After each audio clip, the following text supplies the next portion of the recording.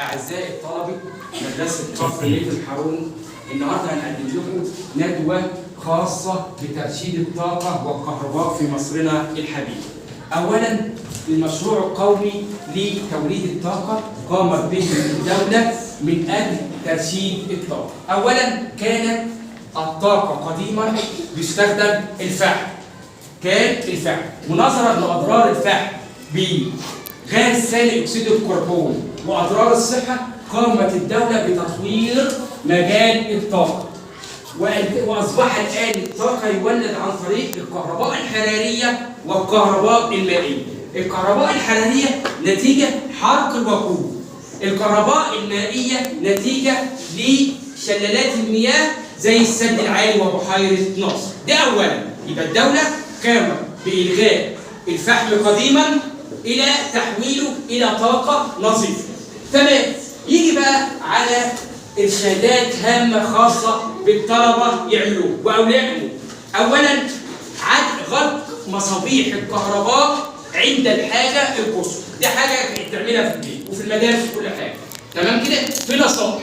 يبقى احنا عرفنا اللي فيه نوعين من الكهرباء، الكهرباء الحرارية والكهرباء مائية. ولغينا الدولة لغت موضوع الفحم عشان اللي هو انبعاث غاز ثاني اكسيد الكربون الذي يؤثر على البيئة. قامت الدولة بعمل مشروعات قومية في مجال الطاقة، وهو المشروع القومي في العاصمة الإدارية الجديدة التي قامت ولا بد تتكاتف جميع هيئات الدولة من مؤسسات مدنية وجيش وشرطة في هذا المشروع الضخم في مجال الطاقة، وهو فصل الهيدروجين الأخضر لإنتاج الكهرباء النظيفة. والمشروع دي فعلا بيطبق في العاصمة الإدارية الجديدة. تاني، طيب هقول لكم يا أعزائي الطلبة والطالبات جهود الدولة عملت إيه؟ أول حاجة تغيير المولدات اللي هي ذات الأسلوب التقليدي القديم. تغيير المولدات. كابلات الكهرباء كانت متهالكة. قامت الدولة مشكورة بتغيير كابلات الدولة بتغيير الكابلات القديمة وتطوير المولدات لتوفير الطاقة. دي الدولة عملتها.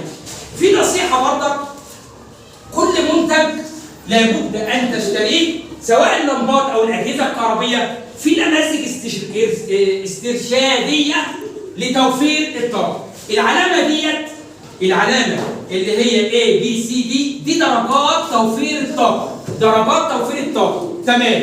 وبالنسبة لأولياء الأمور يجب عدم فتح الفريزر إلا إلى الضرورة القصوى. يبقى أول حاجة في نماذج استرشادية في جميع المنتجات الحديثة ويجب اتباعها عند شراء المنتج.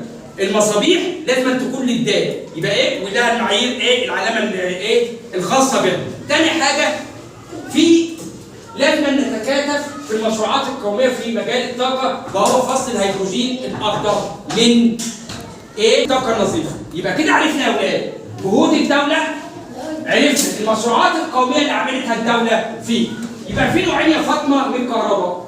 ايه هي الكهرباء الحرارية والكهرباء الكهرباء تقولهم تاني كده، الكهرباء الحرارية.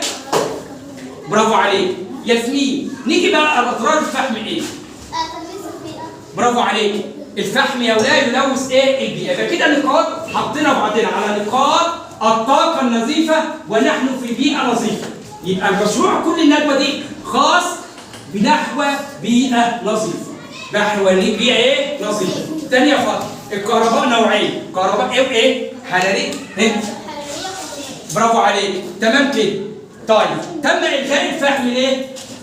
لأنه برافو عليك علق لأنه يلوث البيئة. يبقى أخيرا أعزائي الطلبة والطالبات خلصنا من ندوة، عرفنا مشروعات الدولة القومية في مجال الطاقة، وهو فصل الهيدروجين الأخضر من المياه لتوليد الطاقة النظيفة، ونحن مع طاقة نظيفة. تاني حاجة ترشيد الطاقة في تطوير المولدات وتغيير الكابلات القديمة.